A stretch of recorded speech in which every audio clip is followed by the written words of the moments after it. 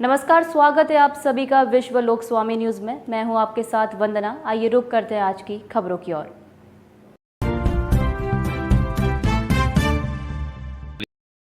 Indore crime branch को मिली बड़ी सफलता। शहर के राजेंद्र नगर थाना इलाके के प्रभुनगर से जब्त किए 294 मोबाइल। चोरी के मोबाइल का माफिया जितेंद्र वासवानी उर्फ जानी ने अपने कर्मचारी के घर छुपाए थे। मोबाइल के साथ पुलिस ने एक आरोपी संदीप कश्यप के घर से किए गए मोबाइल जब्त। नेपाल और अन्य देशों में बेचे जाते थे चोरी के यह मोबाइल। पूर्व में जितेंद्र उर्फ जानी से रावजी बाजार पुलिस ने जब्त किए थे 700 से अधिक मोबाइल। पुलिस मोबाइल के IMEI से मोबाइल नंबर से फरियादियों की कर रही है तलाश। ये क्राइम ब्रांच में हमारे क्राइम की टीम को मुखबिर ने सूचना दी थी कि कुछ लोग चोरी का मोबाइल बेच रहे हैं।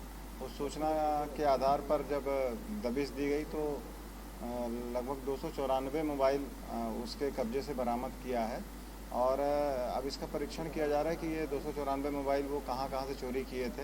इस संबंध में अभी प्राथमिक तौर पर हमने BNS 106 BNS के तहत मुकदमा अभी दर्ज कर रहे हैं अपने थाने में और अब इसका पता लगाएंगे।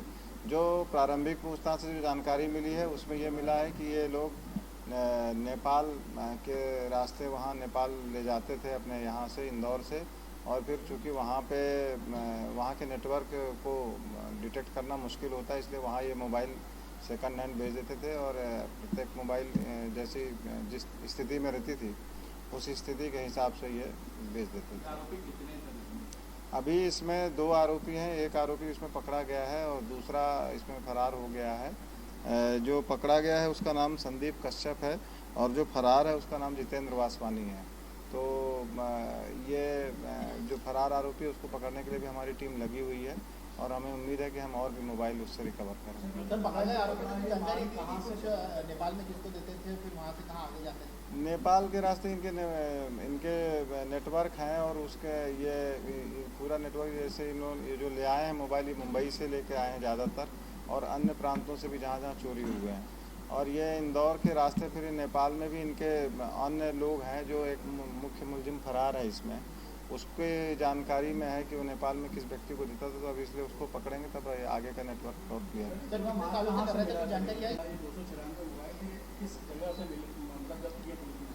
ये अभी हमको संदीप कश्यप के घर से मिला है ये मोबाइल और जब मुखबिर ने बताया था तो हमने जब रेड किया था तो इसके बैग में और अटैची में सब जगह जब इनकी तलाशी ली गई तभी मोबाइल रिकवर।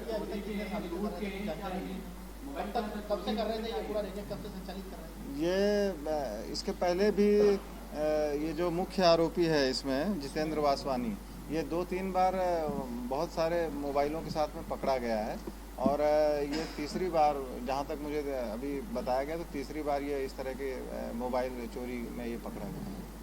मोबाइल जो है चोरी के हैं, लूट के हैं, क्या तरीका होता था इनका ये पता कर रहे हैं बेसिकली। ये इसमें जो एक आरोपी पकड़ा गया है जितेंद्र जो जॉनी, जिसके यहाँ का ये नौकर काम करता है। जितेंद्र जॉनी रावजी बाजार में जो 700 लगभग मोबाइल मिले थे उसमें मास्टरमाइंड था और जब अपन ने पकड़े तो उस समय लूट के भी कई मोबाइल मिले थे, चोरी के भी मिले थे। चूँकि अभी साहब के निर्देश पे लगातार इसमें कार्रवाई चल रही है, मोबाइल की IMEI सर्च किया जाकर ये पता करेंगे कहाँ के चोरी के फरियादियों को बुलाया जाएगा, तो उससे ये भी स्पष्ट होगा कि कितने लूट के और कितने चोरी के हैं। उस आधार पर FIR क्राइम ब्रांच में कराई जाएगी और जॉनी की भी तलाश कर रहे हैं। इसने एक्सेप्ट कर लिया है कि एक बार ये 60 मोबाइल नेपाल में डिलीवर करके आया है।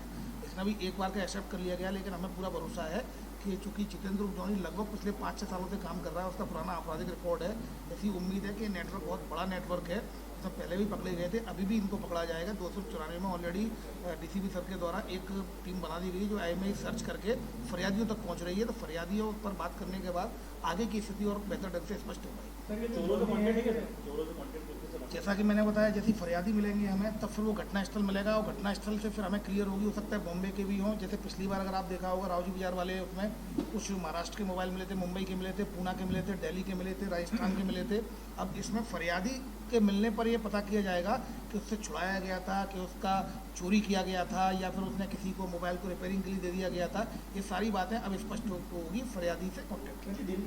जॉनी जो है ये रावजी बाजार में, जैसा आपने बताया, बिल्कुल सही कि बड़े माल के साथ पकड़ाते हैं, उस तरीके से छोड़ना कितना सही है या ये क्राइम ब्रांच चूँकि ऑर्गेनाइज क्राइम पर काम करती है, तो हम चूँकि इसमें अभी अगर हम जितेंद्र के लिए लगातार टीम तो लगी हुई है, और इसमें जैसे फरियादी मिलेंगे तो फरियादी के आधार पर FIR होंगी, तो उससे जॉनी के खिलाफ और FIR की जाकर उसको फिर जेल भेजने की प्रक्रिया अपनाई जाएगी। पर ये डिपेंड करेगा कि किस तरह के मोबाइल अगर लूट में यूज हुए हैं, चोरी में यूज हुए हैं, कितनी FIR होती हैं, उसका आपराधिक रिपोर्ट लगाकर उसको जॉनी के खिलाफ कड़ी कार्रवाई की जाएगी।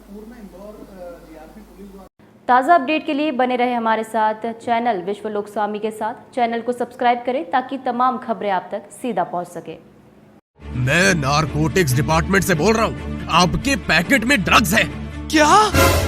You are under digital arrest. अपना नाम, अकाउंट और आधार नंबर बताओ जल्दी। चाचा जी, सारी डिटेल्स देते ही मेरा अकाउंट खाली हो गया। ये तो पार्सल स्कैम है।